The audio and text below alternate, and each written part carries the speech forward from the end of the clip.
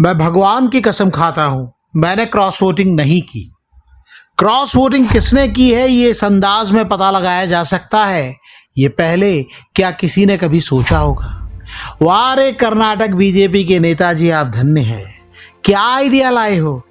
इस आइडिया पर शायद अमल हो भी जाता अगर बात दिल्ली तक नहीं जाती। ये आइडिया किसी छोटे मोटे नेता का नहीं था। ये आइडिया था बीजेपी के कर्नाटक प्रदेश अध्यक्ष BY विजयेंद्र का।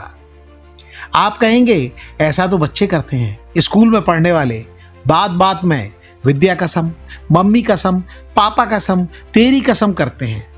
बड़े, वो भी बड़े बड़े नेता ऐसा कहाँ करते हैं। लेकिन कर्नाटक बीजेपी में जो ना हो जाए वो कम है। मीडिया रिपोर्टों में दावा किया गया है कि बीते रविवार यानी 21 जून को BY विजयेंद्र ने कहा था कि विधान परिषद चुनाव में क्रॉस वोटिंग करने वाले विधायकों की पहचान करने के लिए बीजेपी विधायक दल की बैठक श्री मंजुनाथेश्वर मंदिर में बुलाई जाएगी।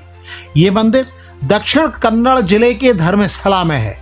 विजयेंद्र का कहना था कि कर्नाटक के लोगों की इस मंदिर के प्रति गहरी आस्था है।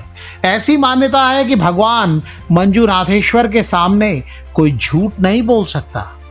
जानकार अंदर की पूरी कहानी निकाल लाए हैं। कहानी सिर्फ मंदिर में कसम खाने तक नहीं रुकी, बात अब उससे बहुत आगे बढ़ चुकी है। 18 जून को हुए विधान परिषद चुनाव में बीजेपी और JDS गठबंधन की कथित तौर पर जो किरकिरी हुई उसने पूरी पार्टी को हिलाकर रख दिया। बीजेपी के पास अपने 64 विधायक हैं, JDS के पास 18 विधायक हैं। गणित के हिसाब से बीजेपी के 2 उम्मीदवार आराम से जीत सकते थे और जीते भी, लेकिन JDS वाले कैंडिडेट हार गए। चुनाव में कांग्रेस को उम्मीद से ज्यादा यानी 151 वोट मिले। अब सीक्रेट बैलेट था तो ये बात पता नहीं चली कि गद्दारी किसने की है, लेकिन ऐसा रायता फैला कि खुद प्रदेश अध्यक्ष विजयेंद्र टेंशन में आ गए। ये कहानी सिर्फ कर्नाटक तक सीमित नहीं रही, दिल्ली दरबार के कान भी खड़े हो गए। मीडिया और सोशल मीडिया पर खबरें चलने लगी कि कम से कम 4 बीजेपी विधायकों ने कांग्रेस के हक में वोट डाल दिया है, यानी क्रॉस वोटिंग हो गई। शक के घेरे में बीजेपी के सभी विधायक आ गए। कहा जाता है कि पार्टी के कार्यकर्ता गुस्से में लाल पीले हो रहे थे कि भाई हमारे दम पर चुनाव जीते, विधायक बने और अंदर खेल कर दिया।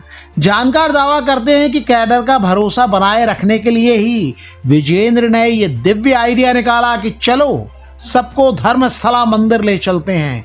वहां भगवान शिव के रूप भगवान मंजुनाथेश्वर के सामने शपथ दिलवाएंगे।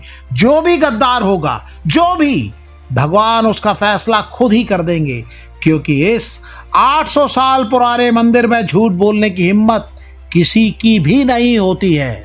लेकिन शपथ होती उसके पहले ही बात आगे बढ़ गई। जैसे ही ये मंदिर में कसम वाला फॉर्मूला मीडिया में आया, बीजेपी के अंदर मानो घमासान मच गया। दिल्ली तक सवाल पूछा जाने लगा कि ये क्या हो रहा है। बड़े नेता बोले रोको इसे, तुरंत रोको। तो सबसे पहले केंद्रीय मंत्री प्रहलाद जोशी ने इस अटपटे आइडिया पर ब्रेक लगाया। उन्होंने कहा धर्मस्थल लाखों श्रद्धालुओं की आस्था का केंद्र है, उसे पार्टी के इस अंदरूनी झमेले और ड्रामे से दूर रखो। उन्होंने विजयेंद्र को फोन करके साफ हिदायत दी कि इस फैसले पर दोबारा सोचो, और सोचो क्या, ऐसा करने के बारे में सोचो भी मत। बीजेपी के सीनियर नेता और पूर्व मंत्री सुरेश कुमार ने सोशल मीडिया पर लिखा ये कदम बिल्कुल ठीक नहीं है। उधर राजनीतिक पंडित भी चुटकी लेने लगे। कुछ ने कहा भाई मान लो अगर सारे विधायक मंदिर जाकर गंगा जल उठा लें या भगवान की कसम खाकर कह दें मैंने क्रॉस वोटिंग नहीं की, भगवान की कसम, तो फिर पार्टी असली गुनहगार को कैसे पकड़ेगी। उल्टा सब के सब ईमानदार बनकर निकल आएंगे और पार्टी के लिए विभीषण को ढूंढना नामुमकिन हो जाएगा। जानकार दावा करते हैं कि यही वजह थी कि इस कसम अभियान को तुरंत होल्ड पर डालना पड़ा। जानकार दावा करते हैं कि जब बात दिल्ली दरबार तक पहुंच चुकी है तो कुछ होते हुए भी दिखना चाहिए था। तो राष्ट्रीय अध्यक्ष नितिन नबीन ने कर्नाटक के दिग्गज नेताओं को तुरंत दिल्ली तलब कर लिया। प्रदेश अध्यक्ष BY विजयेंद्र और विधानसभा में नेता प्रतिपक्ष R अशोक अपनी रिपोर्ट लेकर दिल्ली पहुंचे। बताते हैं कि मंगलवार 23 जून को दिल्ली हेडक्वार्टर में हाई लेवल की मीटिंग हुई। इस मीटिंग में राष्ट्रीय महासचिव और कर्नाटक के प्रभारी डॉक्टर राधा मोहन दास अग्रवाल भी मौजूद रहे। सूत्र बताते हैं कि हाईकमान ने दो टूक कह दिया कि भाई, गठबंधन सहयोगियों के साथ तालमेल हर हाल में ठीक रहना चाहिए और ऐसी अनुशासनहीनता कतई बर्दाश्त नहीं की जाएगी। सूत्र यह भी दावा करते हैं कि दिल्ली पहुंचे कर्नाटक के बीजेपी नेताओं ने अपनी सफाई में अंकगणित पेश किया। उन्होंने दावा किया कि जेडीएस ने मशक्कत की होती तो रायता फैलता ही नहीं।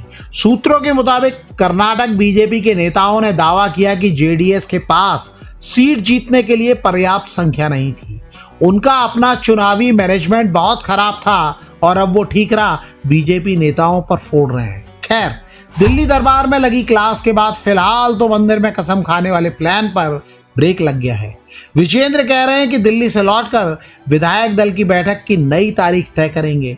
अब देखना है कि पार्टी की बनाई फैक्ट फाइंडिंग कमेटी इन क्रॉस वोटिंग करने वाले विधायकों का पता लगा पाती है या फिर सच जानने के लिए वाकई भगवान मंजुनाथेश्वर के दरबार में हाजिरी लगानी पड़ती है, या मामले पर पूरी तरह से पर्दा पड़ जाएगा। आपको क्या लगता है? कमेंट करके हमें बताइएगा जरूर।